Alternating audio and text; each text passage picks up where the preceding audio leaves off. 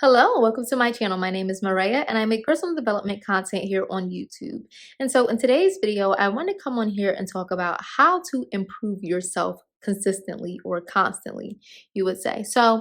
I get this question pretty often because I think people are always like, well, I feel like, at one moment I'm doing really well. And then the next minute I feel like I am going backwards or things like that. Um, and the first thing I want to say is, you don't want to rush your process. And also understanding that in a perfect world, growth is completely linear and we're just like everything is just going to continue to progress the way we want to see it happen. But in the real world, we are going to have some setbacks because as we are used to doing things a certain way, there will be some setbacks from that, right? So as you continue to grow, you may find, okay, I'm doing better, I'm doing better. Ooh, something really like threw me off, right? And it could just be something as simple as like maybe you just had a really long day at work and like you've been able to, when you come home from work, you've been able to kind of decompress and do all these things that help towards you reacting to tough situations differently. But maybe something came in the way. Maybe you just had a project at work every single day that you had to stay afterwards and you just feel like that has built up in you, and now you're just kind of like, I'm exhausted, I'm tired, and so I may be a little bit more snippy or anything like that. Understand that that does not mean that you have went backwards at all. That's just letting you know that like, okay, I still have some growth to do. But that does not mean that like, oh, you failed, oh, you didn't, like, you haven't grown at all. No, that is part of growth. You're going to see those instances, but the growth part of it is when you're able to acknowledge it and you're able to say, oops, I slipped back into that.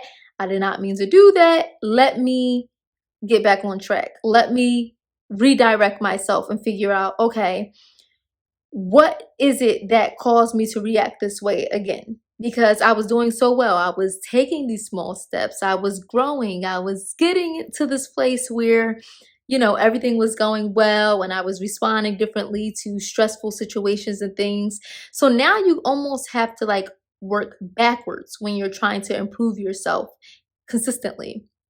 And when you have those small hiccups where you're just like, oh boy, I kind of went backwards, you can pinpoint that area and you can say, the reason why I did this was because I was having a lot of work to do and I didn't set aside that time to decompress. And so now your growth comes in when you're able to acknowledge that. That's number one. But then number two, now you're able to figure out how to squeeze that in for yourself, right? So number two is, all right, now that I figured out like why I ended up reacting the way that I'm used to reacting, now number two is, okay, I can just say, how can I make sure going forward that I don't put myself in these positions again?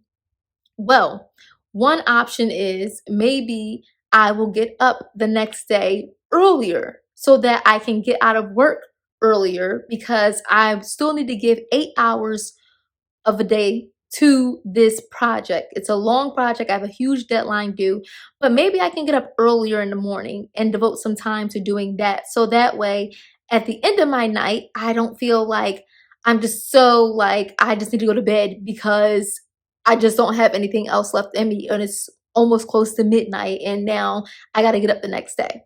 Right. So maybe you can find periods of times where you almost have to alternate your schedule, right? So like your schedule may typically be 9 to 5, but because you know that like by the time you get home after 5 o'clock, you still got to cook dinner, you still got to do stuff with the kids, you still got to go to the gym, you got to do whatever you need to do afterwards after work. And now you feel like you don't really have time to decompress. Maybe you like to read a book to decompress. Maybe you like to watch a funny movie to decompress. All these things, you still have to find ways to be able to squeeze that time in. So that may look like for that week that you have that big project, that may look like, you're technical work hours still may be 9 to 5, but you'll get up from 6 o'clock and you'll start working on the project earlier. So by the time you get home, even if it's at 5 o'clock, you have already been able to work on different things or get to different things. Maybe you were able to have a little decompression time while you were like you're reading a book, or doing something like on the train where you're not like stressed out about like, oh, I still got to do this project while I'm on the train. Or if you work from home, you can set aside that little bit of time, now that you have already devoted that time to your project, whatever that case may be. Another alternative may be that you have to still find that time, even if you can't change your clock and your hours or things like that. You have to find ways that you are still able to decompress and squeeze that in. So it may come with some sacrifice. Maybe you choose, you know what, instead of making like an hour dinner tonight, I'm gonna actually like order out instead, or I'm just gonna grab a quick meal on my way home or something like that. That way, you still allow your time to have to yourself to decompress. So the first step is, like I said, acknowledging it. The second step is now figuring out what's the problem and why you went back or reverted back to those old ways. And then now the third step is now starting to continue to apply that, right? So you always want to continue to move forward in that direction. You want to figure out, what do I need in this moment at all times? Like, you want to be able to almost foresee the stressor before it happens. Because if you have things in place to be able to put in those areas or in those times when you know that stress may come about and is a situation that can potentially stress you, you want to have those options already available to you. You want to be able to almost plan ahead, because we can't avoid stress, right? But you know, all right, I know that I'm about to have this big project, and what do I do? What can I grab for it in those times of stress? Like, what do I already have in place to help me in those areas?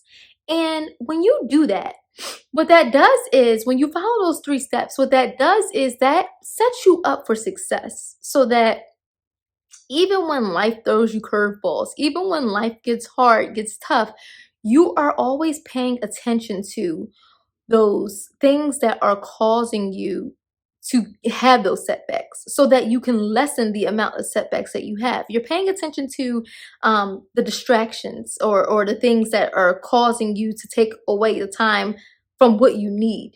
You're paying attention to the situations that cause you those stressors or those moments. You are paying attention to all these things, and you are consistently putting yourself in a position by knowing when the stressor is about to come, having those alternatives or those stress reliefs, I should say, and then being able to apply them and not being hard on yourself when you revert back, because that's just an opportunity for you to grow and say, okay, I have these alternatives, I have these stress relievers, I have all these things, but have I actually been applying them?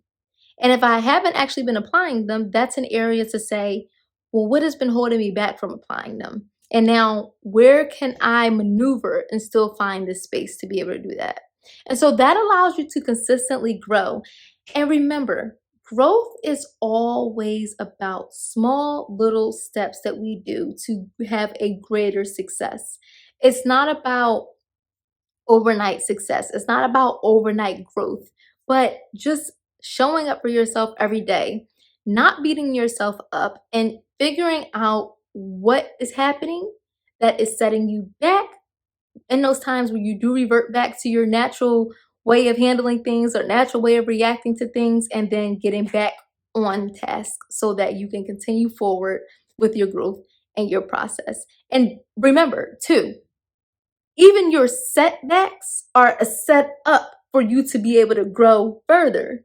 Because if you don't have the setback of realizing, oh boy, I can easily get back to responding the way and reacting the way that I used to, that in itself is going to show you, okay, there's an area right here that you still haven't touched yet. There's an area right here where you still are lacking. You're still lacking finding the space to be able to show up for yourself when all these distractions come. So you got to figure out how you can still show up for yourself even when it seems like everything is coming to you at once.